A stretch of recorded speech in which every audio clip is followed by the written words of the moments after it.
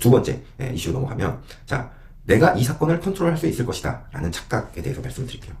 지금 얘기하는 것은 사건 당사자들이 흔히 대체로 하는 실수를 말씀드리는 거예요. 내가 이 사건을 컨트롤할 수 있을 것이다 라는 착각. 요거는 특히 합의 부분에서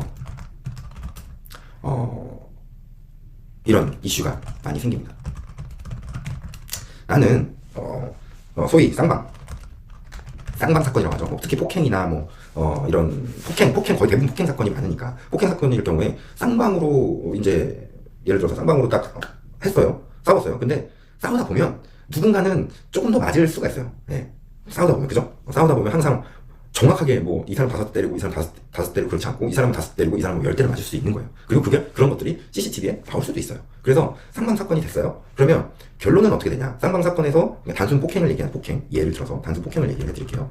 단순 폭행에서 쌍방 사건이 되면 결론은 벌금이 나옵니다. 대부분. 벌금이 나옵니다. 벌금이 나와요. 벌금이 나오는데, 그러면 어떻게 하는 게 이 사건 당사자들이 가장 현명한 방법일까요? 폭행죄는 반의사불벌죄예요. 반의사불벌죄가 뭐냐면 의사에 반해서 의사에 반해서 벌하지 않는다라는 범죄거든요. 그러면 서로가 서로에 대한 폭행의 피해자이면서 가해자인 거예요. 그러면 이런 경우에는 어떻게 했어요? 결론 합의를 하면 공소권이 없어서, 공소권 없음, 소추 조건이 결여되기 때문에 공소권 없으면 사건이 종결돼 버린단 말이에요. 그러니까 끝나버리는 거예요. 벌금도 내지 않고 전과도 남지 않고 아무것도 남지 않아요. 그런데 어떻게 하냐? 이 중에서 일방이 많이 맞았다는 이유로 합의를 하지 않습니다. 그러면서 어떻게 하냐? 나는 민사로 끝까지 가보겠다. 이렇게 주장하는 사람들이 있어요. 네, 되게 간혹 있습니다. 네. 그리고 이런 사람들은 거의 대부분 대화가 되지 않는데 민사로 가서 할 수도 있겠죠. 근데 민사로 가가지고 지금 폭행죄를 예를 들어서 말씀드렸는데, 예를 들어서 어디가 찢어지거나 다치거나 부러지거나 이러면 민사로 가서 그 치료비를 받을 수 있어요. 근데 하지만 단순 폭행은 어떻습니까? 단순 폭행 정도는 어떻게 하냐면 그냥 멍이 드는 정도, 아니면 옷이 조금 찢어진 정도, 아니면 이렇게 그냥 찰과상 정도, 그냥 수일 내에 그냥 가만히 자연스럽게 놔둬도 치료될 수 있는 정도의 폭행, 상처, 그 정도는 우리가 폭행으로 보거든요.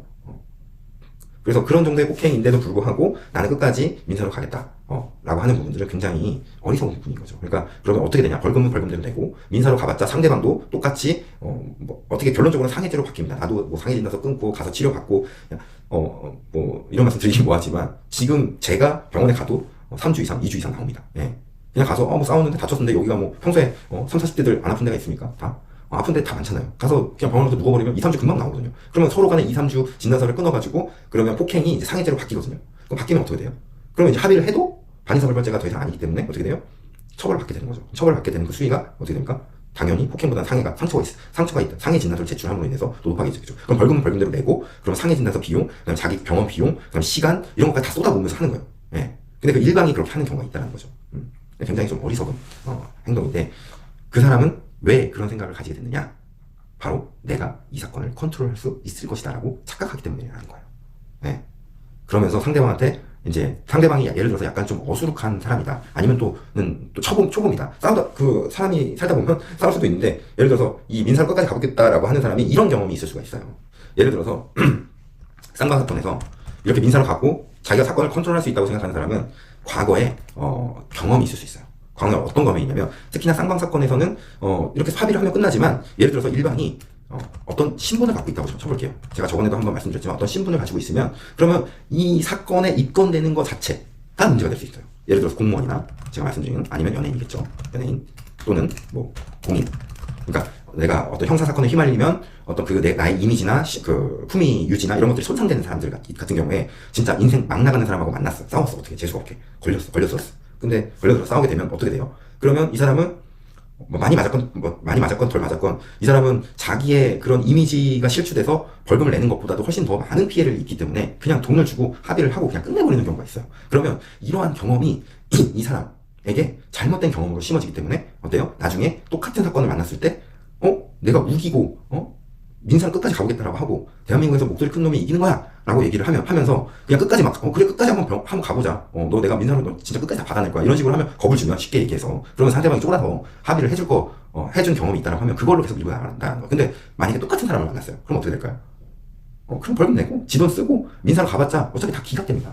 서로 간에 다 쌍방으로 때리고 누가 더 많이 때리고 적게 때렸다고 해서 판사가 그거를 이 사람은 10대 더 뗐으니까 5대 많지 5대만큼 더 이 사람한테 물어주세요 이렇게 할 것 같습니까? 절대 그렇지 않아요. 근데 둘 다 불법행위의 기준이 같아요. 둘 다 유죄가 나왔어요. 그럼 무조건 기각되는 거예요.